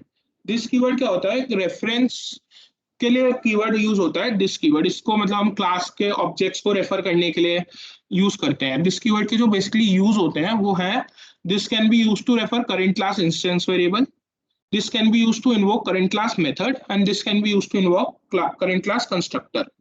तो दिस मोस्टली तो जो बड़े बड़े प्रोग्राम्स होते हैं, आगे हम जब प्रोफेशनली कोडिंग करेंगे तो बड़े बड़े प्रोग्राम्स भी क्रिएट करेंगे, उसमें दिस का काफी ज्यादा यूज होता है। अभी हम छोटे कुछ प्रोग्राम से दिस का यूज समझते हैं। तो एक प्रोग्राम है, जैसे दिस वेरिएबल हम सबसे पहले करते हैं, तो मैंने एक प्रोग्राम क्रिएट कर रखा है। ये प्रोग्राम सेम ही प्रोग्राम है जो मैंने उसके लिए क्रिएट किया था स्टैटिक वेरिएबल्स के लिए। एक क्लास बनाई है जावा, उसमें int serial number, string name, and static में एक कीवर्ड डिक्लेयर किया जावा पाठशाला स्ट्रिंग में, एंड एक कंस्ट्रक्टर है जो पैरामीटर्स पास कर रहा है सीरियल नंबर और नेम, एंड हमने वॉइड डिस्प्ले फंक्शन कॉल कर रखा है जो ये सब कुछ डिस्प्ले करेगा। एंड सेम वैसे मेंटोर्स के नाम मैंने एंड आईडीज पास कर रखी है, and void display method call कर रखा है। तो अब क्या जिसका यहाँ पे यूज किया है, अगर आप देख सकते हैं कि यहाँ पे जो पैरामीटर्स पास किए और जो पहले से वेरिएबल्स डिक्लेयर उनका नाम एग्जैक्टली सेम है। तो जैसे हम अभी करते थे कि serial number is equals to serial number, तो यहाँ पे देख सकते हैं कि एरर शो हो रहा है, वार्निंग शो हो रही है, the assignment to the variable serial number has no effect. Same ऐसे हम नेम के साथ करके देखते हैं, तो नेम में भी वार्निंग शो हो रही है। इसको हम अगर रन करके देखें तो क्या आंसर आता है हमारा, देखते हैं आउटपुट। तो हमारा आउटपुट में जो आया वो जो सीरियल नंबर था इन टाइप का और नेम था वो स्ट्रिंग टाइप का था, सबकी डिफॉल्ट वैल्यूज प्रिंट हुई है, एंड प्रोग्राम तो पहले से डिक्लेयर स्टैटिक में था वो सही प्रिंट हुआ है। तो डिफॉल्ट वैल्यूज प्रिंट क्यों हुई है? क्योंकि कंपाइलर ये समझ नहीं पाया कि जो हमने वैल्यूज पास की वो एंड जो उसके वेरिएबल्स थे दोनों का नेम सेम है, तो क्या किसको इक्वेट हो रहा है, तो कंपाइलर समझ नहीं पाया। तो अब हमें उसको रेफर करना है कि उसका वेरिएबल कौन सा है, जो क्लास का वेरिएबल है। उसके लिए हम क्या करते हैं, दिस कीवर्ड यूज करते हैं। हमने जैसे दिस डॉट सीरियल नंबर लिखा, तो कंपाइलर को समझ आ गया कि ये जो दिस के बाद वाला जो सीरियल नंबर है वो सीरियल नंबर क्लास का है, एंड ये जो दूसरा वाला सीरियल नंबर है वो हम पास कर रहे हैं कंपाइलर से। सेम ऐसे ही दिस डॉट नेम करेंगे हम अगर, तो तो अगर हम अब रन करते हैं तो हमारी पहले तो वार्निंग्स चली गई, अब हम हमारा आउटपुट देखते हैं। तो जो हमारा आउटपुट आना चाहिए था, सीरियल नंबर 1 विशाल, सीरियल नंबर 2 हार्दिक, वो वैसे एग्जैक्टली सेम आउटपुट आ गया है। तो ये था हमारा दिस कीवर्ड का यूज। अब क्वेश्चन होगा कि लाइक हमें दो ही वेरिएबल्स थे, तो हम कुछ भी नेम डिफरेंट दे सकते थे, तो हम ये दिस कीवर्ड का यूज क्यों कर रहे हैं? तो इसका ये पॉइंट है कि अभी तो हमारे दो वेरिएबल्स थे, हमने समझने के लिए एक छोटा सा प्रोग्राम बनाया, लेकिन आगे जब हम इंडस्ट्री में प्रोग्रामिंग करेंगे, प्रोफेशनल प्रोग्रामिंग, तो उसमें दो वेरिएबल्स नहीं होंगे, उसमें नंबर ऑफ वेरिएबल्स होंगे, बहुत बड़े बड़े प्रोग्राम्स होंगे। तो उसमें क्या होगा कि जितने कम वेरिएबल्स हमें याद करने पड़े उतने हमारे लिए ईजी है। तो हम सेम नेम देना प्रेफर करते हैं, उसके बाद उसको दिस कीवर्ड से रेफर कर देते हैं, जिससे कि हमें लाइक 2 टाइम्स कम हो जाएंगे वेरिएबल्स। लाइक हम अगर हम जैसे डिफरेंट नेम देते तो हमें 4 वेरिएबल्स का नेम याद करना पड़ता है यहाँ पे। ऐसे जब बड़े बड़े प्रोग्राम्स होंगे तो उतने ज्यादा वेरिएबल्स होंगे, तो हमें बहुत डिफिकल्टी होगी उनके नेम्स याद करने में। तो इस दिस कीवर्ड के थ्रू हम उन नेम्स कम कर सकते हैं, जिससे कि हमें प्रोग्रामिंग में इजी रहेगा। तो ये था दिस वेरिएबल का यूज। अब नेक्स्ट है दिस ऑब्जेक्ट का यूज। तो हम देखते हैं दिस ऑब्जेक्ट के लिए सेम मैंने एक प्रोग्राम क्रिएट कर रखा है। उसमें क्लास क्रिएट किया, क्लास मार्क्स हम और 3 वेरिएबल्स डिक्लेयर किए हैं, लाइक सब्जेक्ट्स है फिजिक्स, केमिस्ट्री, मैथ्स। तो ये क्या करेगा, कंस्ट्रक्टर है, उसमें सेम दिस कीवर्ड के थ्रू ही मैंने वैल्यूज करवा रखी है, इसको पास करवाई है वैल्यूज। तो इसमें क्या होगा, मेन मेथड से ये वैल्यूज है, मार्क्स हमने पास कर रखे हैं, एंड उसके बाद 1 डॉट परसेंटेज हमने ये वॉइड परसेंटेज फंक्शन बना रखा है। इस मेथड क्लास का बेसिकली काम ये है कि मार्क्स लेना है यूजर से कि तुम कितने मार्क्स आए और यूजर की परसेंटेज कैलकुलेट करके देना। तो एक ये वन हमारा ऑब्जेक्ट है और हमने एक ऑब्जेक्ट क्रिएट कर रखा है, जिससे हमने वॉइड परसेंटेज कॉल किया। जब हमारा सबसे पहले तो कंस्ट्रक्टर कॉल होगा, कंस्ट्रक्टर से हमने ये मार्क्स हमारे असाइन हो गए, लाइक हमने फिजिक्स को मार्क्स 94 दिए हैं, केमिस्ट्री को 73 एंड मैथ्स को 92। तो ऐसे ही फिजिक्स की वैल्यू 94 हो गई, केमिस्ट्री की 73 एंड मैथ्स की 92, एंड देन हमारा वॉइड परसेंटेज कॉल हो जाएगा। तो जब हमारा वॉइड परसेंटेज कॉल होगा तो उसमें क्या होगा, सबसे पहले इन टोटल मार्क्स एक वेरिएबल डिक्लेयर किया, total marks equals to this dot sum. तो ये क्या करेगा, लाइक जैसे हम अभी मेन मेथड से कॉल करते थे किसी भी क्लास के, तो ये दिस डॉट सम क्या है, ये यूज होगा अपने ही क्लास के मेथड को कॉल करने के लिए। अगर हमें किसी एक मेथड से दूसरे मेथड को एक क्लास के अंदर ही कॉल करना है, तो उसके लिए हम दिस कीवर्ड यूज करते हैं। नहीं तो लाइक हमें अगर हम नॉर्मली दिस कीवर्ड के बिना कॉल करते हैं, तो हम पहले यहाँ पे मेन मेथड में सम कैलकुलेट करते, उसका आंसर हम वॉइड परसेंटेज में पास कराते, एंड देन वो परसेंटेज निकालता। तो काफी लंबा प्रोसेस हो जाता। कंपेरेटिवली हमने एक स्टेटमेंट से दिस कीवर्ड यूज करके उस मेथड को कॉल कर लिया। तो इस दिस डॉट सम से क्या होगा कि हमारा कंपाइलर दिस मेथड को सर्च करेगा और उसमें जाएगा। तो दिस मेथड में सबसे पहले क्या है, एक वेरिएबल डिक्लेयर्ड है इंट मार्क्स। अब मार्क्स क्या है, जो फिजिक्स केमिस्ट्री मैथ्स की वैल्यू मार्क्स आए थे उनको ऐड कर रहा है। तो मार्क्स में इनको सम करके जो भी आंसर आएगा वो मार्क्स में आ जाएगा, एंड मार्क्स को रिटर्न कर देगा, एंड वो रिटर्न होके कहाँ आ जाएगा, टोटल मार्क्स में। जैसे हमने रिटर्न टाइप पढ़ा था, एक्जैक्टली सेम वर्क करेगा। उसके बाद देखिए हमने डबल परसेंटेज क्रिएट किया है, एक वेरिएबल डबल टाइप का इसलिए क्रिएट किया है क्योंकि परसेंटेज डेसिमल्स में भी आ सकती है।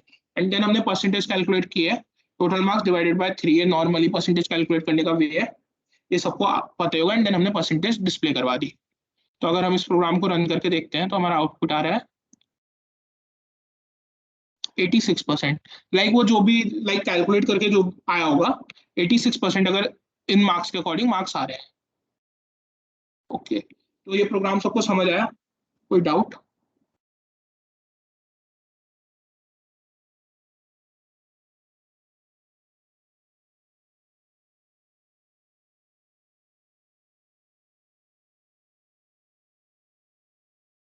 तो अब हम अपने नेक्स्ट टॉपिक पे चलते हैं। लास्ट प्रोग्राम है जिसको कंस्ट्रक्टर के थ्रू कैसे यूज करते हैं। तो लाइक अब मैंने अब एक क्लास क्रिएट कर रखी है स्टूडेंट, उसमें 3 वेरिएबल्स हैं, int roll number, string name and float fee.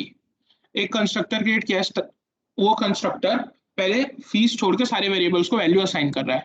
Second constructor create किया है, वो सब वेरिएबल्स प्लस फीस को भी वैल्यू असाइन कर रहा है। एंड एक मेथड हमने क्रिएट किया है जो हमारे ये सारे वैल्यू उसको डिस्प्ले कर रहा है। तो हमने क्लास में कंस्ट्रक्टर कॉल किया, पहले फीस के अलावा बाकी सारे वैल्यूज को कंस्ट्रक्टर असाइन कर रहा है, वो वाला कॉल होगा लाइक ये वाला कंस्ट्रक्टर। तो हमारा ये वाला कंस्ट्रक्टर है, पहले ये वाला कॉल होगा और वैल्यूज असाइन होंगी, and then second constructor call होगा एंड वैल्यूज असाइन होंगी, एंड उसके थ्रू देन फर्स्ट ऑब्जेक्ट के थ्रू S1 जो हमारा फर्स्ट ऑब्जेक्ट है उसके थ्रू हमने डिस्प्ले मेथड को कॉल किया तो वो ये वाली वैल्यूज डिस्प्ले करेगा। एंड देन हमने सेकेंड मेथड के थ्रू कॉल किया तो ये वाली वैल्यूज डिस्प्ले करेगा। तो अगर हम इसका आउटपुट देखते हैं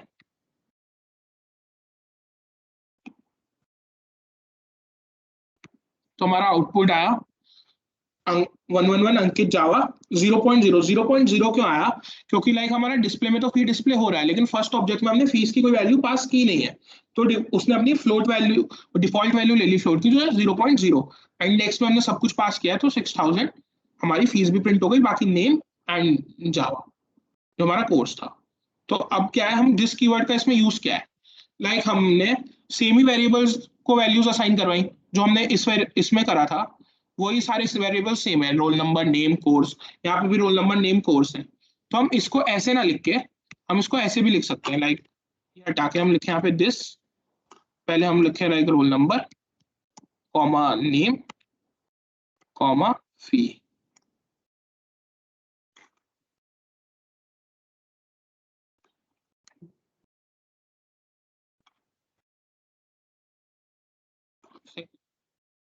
हम दिस यूज ना करके यहाँ पे अगर नाम चेंज करना पड़ेगा हमें, लाइक हम इसको रोल नंबर वन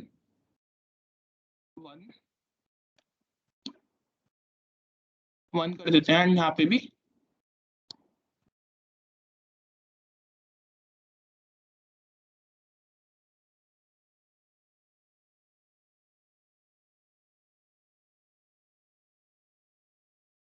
तो अब यहाँ पे जैसे हमने सेम ही वेरिएबल्स है जिनको हम वैल्यूज असाइन करें, तो हम अगर यहाँ पे दिस कीवर्ड का यूज करेंगे तो क्या होगा, तो हम जैसे दिस कीवर्ड का यूज करेंगे तो सेम एरर कैसे होगा,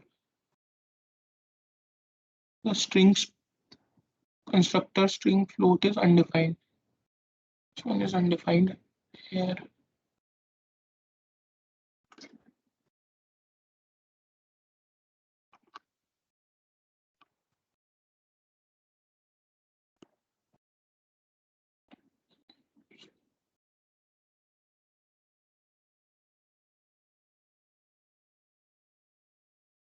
एक सेकंड, कुछ एरर शो कर रहा है।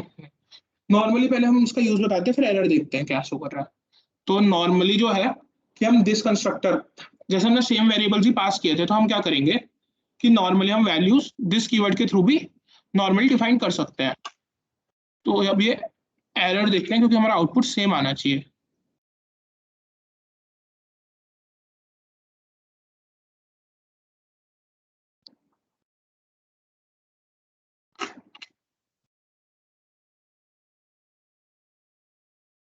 Error multiple can not refer to an instant field.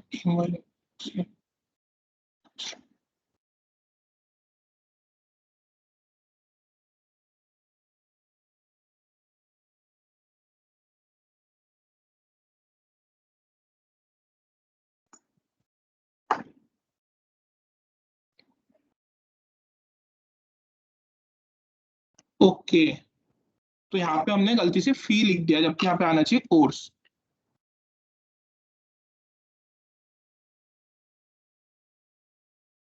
ये एरर इसलिए शो कर रहा था क्योंकि फी जो था वो फ्लोट टाइप का वेरिएबल था एंड हम पास यहाँ पे स्ट्रिंग कर रहे हैं तो इसलिए वो एरर शो कर रहा था। लाइक अब अगर हम आउटपुट देखते हैं तो हमारा आउटपुट सेम ही आ रहा है। तो लाइक हमने वो 3 स्टेटमेंट लिखी थी उसकी जगह हम एक स्टेटमेंट से भी वर्क कर सकते हैं। तो अब ये भी है कि लाइक यहाँ पे हमें 3 स्टेटमेंट लिखनी थी तो एक एक्स्ट्रा कंसेप्ट क्यों पड़े, लेकिन जब हमें इंडस्ट्री में ज्यादा वेरिएबल्स होंगे तो हमें बहुत सारी स्टेटमेंट्स लिखनी पड़ेंगी। अगर वो सारी स्टेटमेंट एक स्टेटमेंट से काम हो रहा है तो हम इसलिए इसको यूज करते हैं। किसी को इस प्रोग्राम में कोई डाउट है, दोबारा समझना है तो बताओ।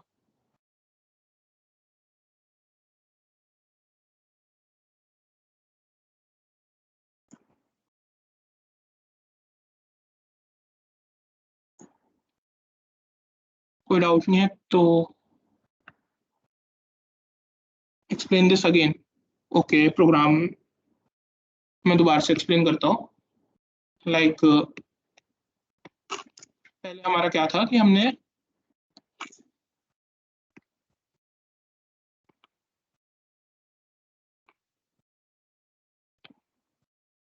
ठीक है, हमने एक प्रोग्राम बना रखा है लाइक हम जो प्रोग्राम है स्टूडेंट क्लास बनाई है उसमें student int roll number string name string course and float fee. जो हमारा फर्स्ट कंस्ट्रक्टर है उसमें roll number name and course pass हो रहा है, उनको वैल्यूज असाइन हो रही है। सेकंड कंस्ट्रक्टर में roll number name course and fee को वैल्यूज पास हो रही हैं। एंड एक मेथड हमने क्रिएट कर रखा है यहाँ पे वॉइड डिस्प्ले, जो ये सारे वैल्यूज को डिस्प्ले कर रहा है। मेन मेथड में हमने दो ऑब्जेक्ट्स क्रिएट करे हैं। फर्स्ट ऑब्जेक्ट कंस्ट्रक्टर वन को कॉल करेगा क्योंकि उसमें तीन ही पैरामीटर्स पास किए हमने, एक int टाइप का एंड दो स्ट्रिंग टाइप के, जो हमारे कंस्ट्रक्टर वन में भी सेम एज इट इज हमने पैरामीटर्स पास किए थे। एंड जो सेकंड ऑब्जेक्ट है वो कंस्ट्रक्टर टू को कॉल करेगा जिसमें हमने एक फ्लोट टाइप का एक्स्ट्रा अलग से फी वेरिएबल भी पास किया है। And s1 dot display display करेगा हमारा सारे वेरिएबल्स को, s2 डॉट डिस्प्ले भी सारे वेरिएबल्स को, s1 और s2 ऑब्जेक्ट्स के जो वैल्यूज है रिस्पेक्टिवली उनको। तो अगर हम अभी इसको रन करके देखते हैं तो हमारा जो आउटपुट आया वो जो हमने वैल्यूज पास की थी वो आया, लेकिन एक हमारे S1 वाले आउटपुट में 0.0 एक्स्ट्रा आया क्योंकि लाइक हमने तो फी को कोई वैल्यू असाइन की नहीं थी, तो फी को कंपाइलर ने डिफॉल्ट वैल्यू ले ली एंड वो हमने डिस्प्ले कर दी 0.0। कंपाइलर फिर वो डिफॉल्ट वैल्यू ही डिस्प्ले कर रहा है, लेकिन यहाँ पे सब लाइक हमने वैल्यू भी पास की थी 6000, हमारी वैल्यू सही आ रही है। तो अब जो दिस कीवर्ड का यहाँ पे यूज है कंस्ट्रक्टर को कॉल करने के लिए वो ये है कि जैसे कि हम यहाँ दोनों कंस्ट्रक्टर में देख सकते हैं कि इतना पार्ट जो है दोनों में सेम ही है, कि हम सेम रोल नंबर नेम और कोर्स को वैल्यूज असाइन कर रहे हैं। तो हम क्या कर सकते हैं, अब दिस कीवर्ड का कैसे यूज कर सकते हैं यहाँ पे, हम इसको हटा के एक नॉर्मल स्टेटमेंट लिख सकते हैं, this roll number one slash name one slash comma course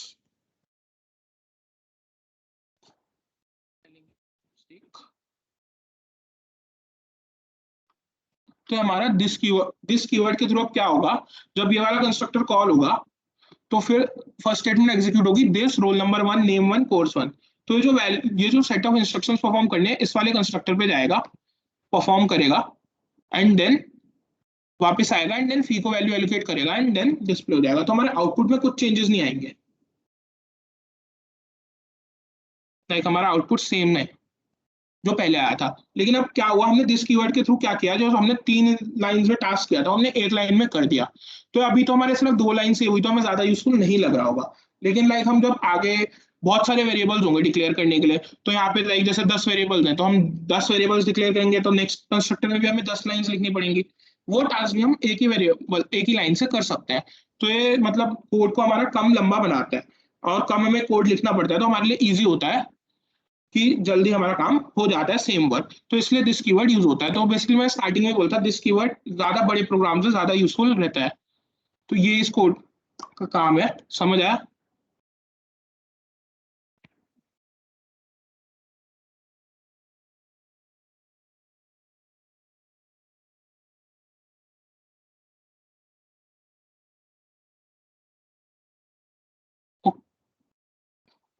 okay, so that's all for today's session. Thank you guys, you can ask your doubts.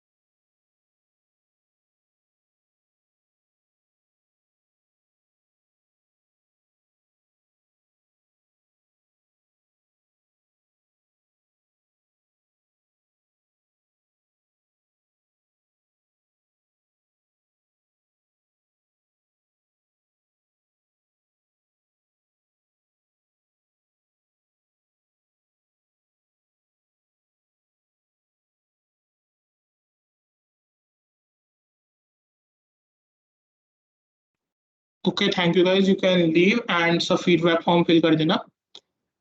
अगर किसी को कोई डाउट्स है ना वो पूछ लीजिए।